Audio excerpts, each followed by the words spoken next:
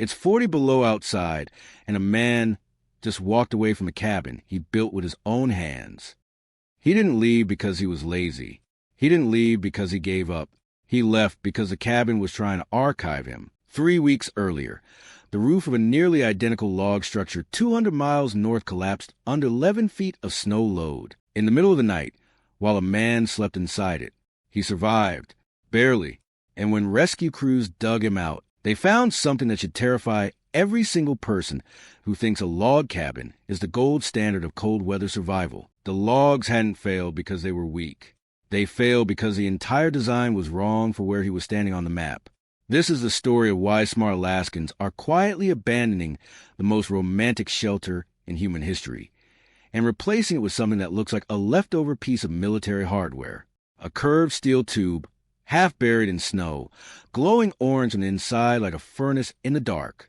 No notch corners. No hand-hewn beams. Just steel, heat, and survival. By the end of this, you're going to understand exactly why that trade-off is happening, what it actually solves, and whether it's something you'd ever consider doing yourself. Let's start with the myth, because the myth is what gets people killed. For over 100 years, the log cabin has been sold to us as the ultimate symbol of frontier toughness. Thick walls, hand-cut timber, a man, and an axe versus the wilderness. It's in every painting, every movie, every postcard from the last frontier. And to be fair, for a huge stretch of history, it worked. Log cabins kept generations of homesteaders alive through brutal winters, and there's nothing wrong with the wood itself. But here's what almost nobody tells you. A log cabin is not one universal design. It is a structure built for a specific climate, a specific snow load, and a specific maintenance schedule. And when you drag that same design north, into interior Alaska, into regions that can dump snow for days without stopping, into temperatures that swing 50 degrees in a single week, the cabin stops being shelter and starts becoming a liability. The first problem is the one that almost killed a man 200 miles north. It's the roof. Most traditional log cabins are built with a low-pitch or moderately sloped roof. That slope works fine in places with moderate, predictable snowfall because the snow slides off before it builds up. But interior and northern Alaska doesn't get moderate snowfall. It gets wet, heavy, relentless snowfall that piles on top of itself for weeks.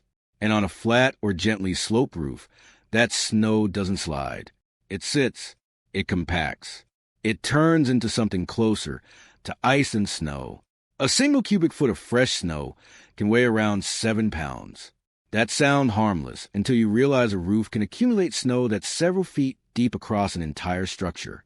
Once that snow compacts and partially melts and refreezes, which it does constantly in fluctuating temperatures, that same volume can weigh 4 to 5 times more. Multiply that across a roof spanning hundreds of square feet, and you are looking at a load measured in tens of thousands of pounds, sitting directly on top of beams that were never engineered to hold it. Most cabin owners know this on some level, which is why you'll see them out there at 2 in the morning, in negative 30-degree wind chill, shoveling a roof they can barely see. That's not a chore. That's a second job. Every storm. Every single time. And the moment a man gets sick or injured or simply too exhausted to climb up there one more night, that roof becomes a countdown clock. Now compare that to the curved arch structure you're picturing right now. No flat surface for snow to rest on at all. The moment snow lands on that curve, gravity does the work. It slides.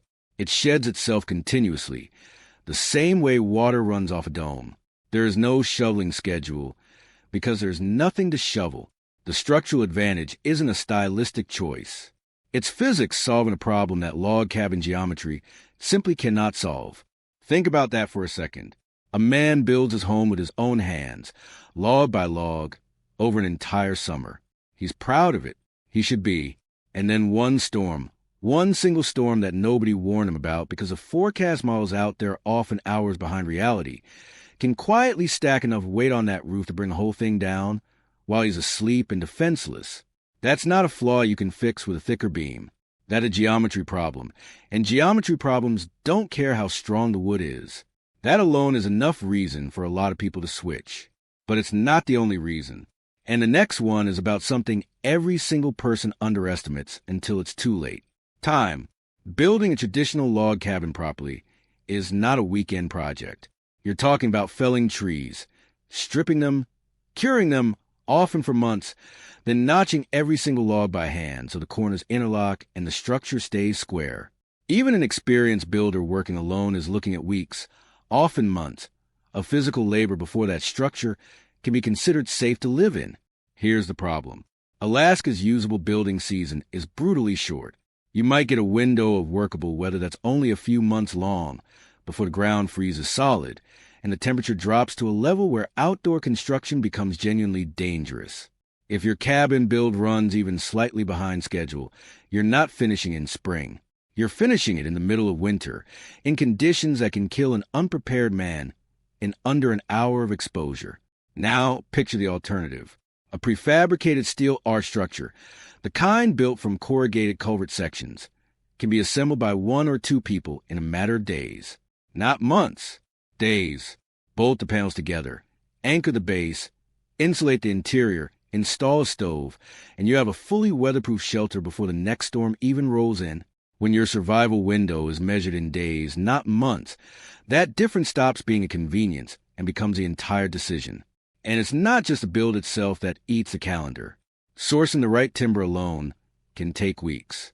You need trees that are mature enough, straight enough, and the right diameter, and not every patch of forest near a build site has enough of them standing close together. Then you have to fell them, transport them, strip the bark, and let them cure properly before you can even start notching. Rush that curing process because the season is closing in on you, and you end up with logs that shrink unevenly once they're already locked into the structure, which only accelerates the gap and rot problems you'll be dealing with for years afterward. Every shortcut taken under time pressure becomes a maintenance bill paid later, usually in the dead of winter, usually at the worst possible moment. A steel arch removes almost that entire bottleneck. There's no curing time, no waiting on weather to dry timber, no felling crew needed.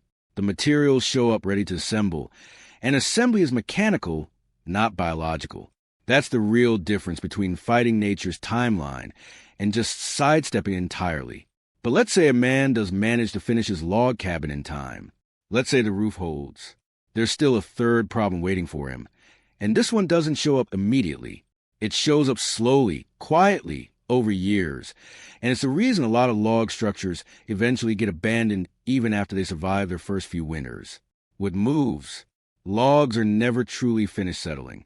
They continue to dry out, shrink, twist, and shift for years after construction.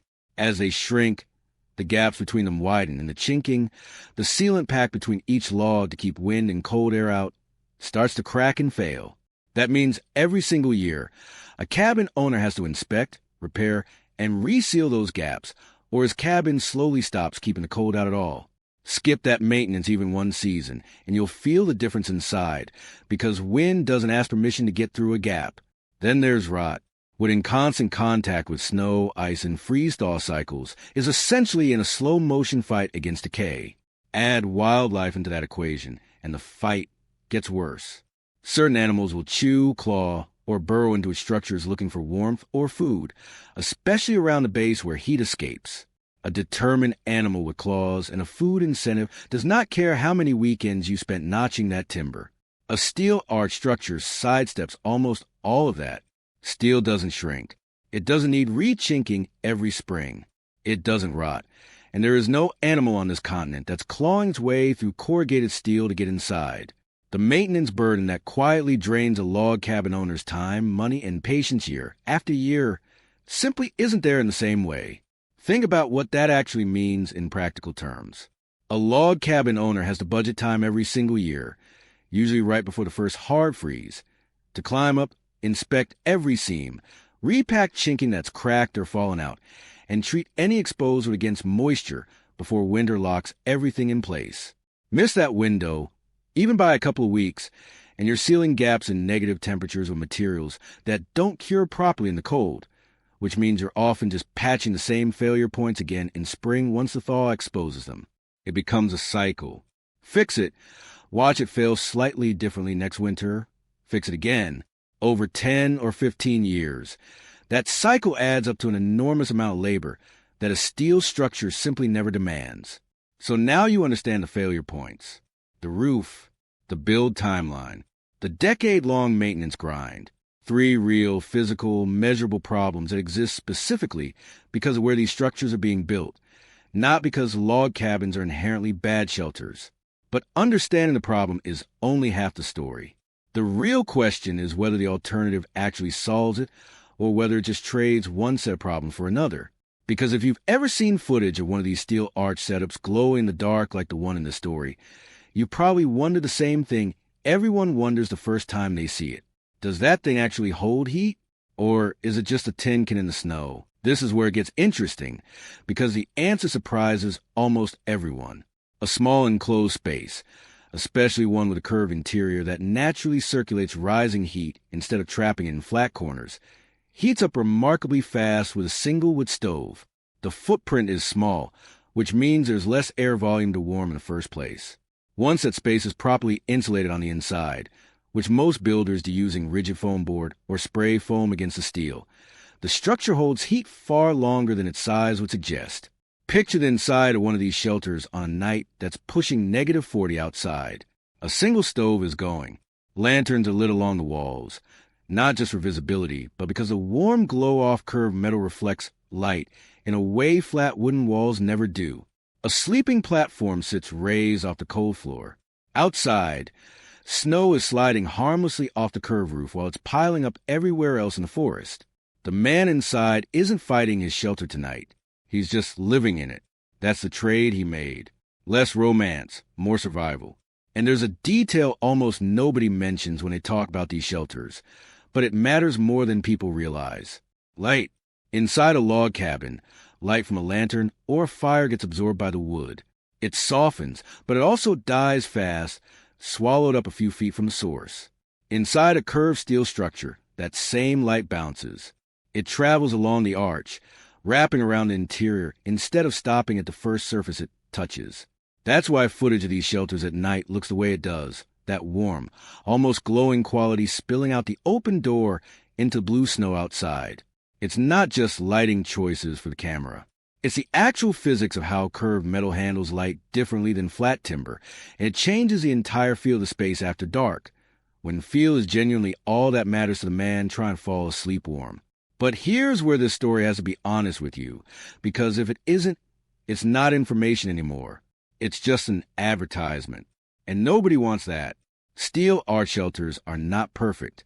They come with their own set of problems. And if you ever consider building one, you need to know them before you commit a single dollar or a single week into the project. The first issue is condensation. Bare metal reacts to temperature swings in a way wood never does. When warm, moist air inside the shelter touches cold steel, it condenses, and that moisture can drip, pool, and eventually cause rust if the interior isn't properly insulated and ventilated. This isn't optional maintenance. It's mandatory, and skipping it can rot out your floor or your bedding faster than a log cabin's chinking ever would. The second issue is sound. Wood absorbs and dampens noise. Steel doesn't. Wind, rain, branches falling on the roof. Even your own footsteps inside, all of it echoes and amplifies in a curved metal structure in a way that can genuinely wear on a man's nerves after enough nights alone in the wilderness. Silence becomes a luxury you have to engineer with insulation and interior paneling, not something you get for free. And the third issue is the one people feel the most, even if they can't always explain why. A log cabin feels like a home. There's warmth in the grain of the wood, in the smell of it, in the way light filters through gaps and knots. A steel arch, no matter how well you insulate it, no matter how many lanterns you hang inside it, still feels like a structure built to survive in, not a structure built to live in. For some men, that distinction doesn't matter at all. For others, it's the difference between feeling safe and feeling like you're hiding inside a piece of equipment. There's also a cost consideration that doesn't get talked about enough. Steel arch kits aren't free.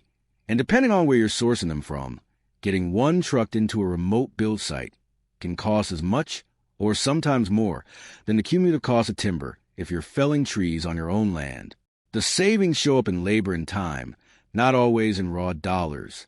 If a man has more time than money, a log cabin might genuinely be the cheaper option. If he has more money than time, steel wins outright. That single variable, time versus capital, ends up deciding more of these bills than people admit. So which one is actually right? The honest answer, the one most content online refuses to give you because it doesn't sound dramatic enough, is that it depends entirely on what you're solving for.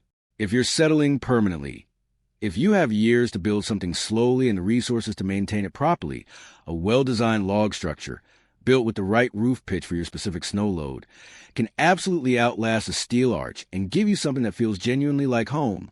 But if you're racing against a short building season, if you need shelter that can go up in days instead of months, if you're tired of losing entire nights to roof maintenance during the worst storms of the year, the math shifts hard in favor of steel. It's not about which one is romantic. It's about which one keeps you alive on a specific patch of frozen ground you're standing on. That's really what this whole story comes down to. Not log cabins versus Quonset huts as some kind of rivalry. It's about matching the shelter to the threat. The wilderness doesn't care which structure looks better in a photograph. It only cares whether the design in front of it can survive what's coming. And right now, more and more people living off-grid in the harshest parts of Alaska are making the same calculation. They're looking at their roof, at their calendar, at how many hours they have left before the next storm rolls in. And they're choosing the structure that doesn't ask them to fight it every single season just to stay warm. That's not abandoning toughness. That's redefining it. Real toughness was never about which material looks more rugged in a photograph. It was always about clear-headed decisions made under pressure, with limited time and limited resources, to keep yourself alive through conditions that would end most people in a single night. The men carving log cabins out of raw timber 100 years ago weren't choosing wood because wood was sacred. They were choosing the best available technology for their situation, with the tools and knowledge they had at the time. Steel arch shelters are simply the next iteration of that same instinct, built by men solving the exact same problem with better materials and a tighter clock. So the next time you see one of these curved metal shelters glowing in the snow, lanterns lit, stove going, smoke curling up into a freezing night sky, don't think of it as a downgrade from the cabin dream. Think of it as a dream catching up to the conditions it was always meant to survive in. If you found this helpful, let me know in the comments. I genuinely want to hear whether you'd ever make a switch like this yourself, or whether you're firmly on the log cabin side, no matter what the snow load says. And if you want more breakdowns like this on how to actually survive brutal cold winters, the gear, the shelters, the mistakes that get people in serious trouble out there, subscribe for more videos on exactly that.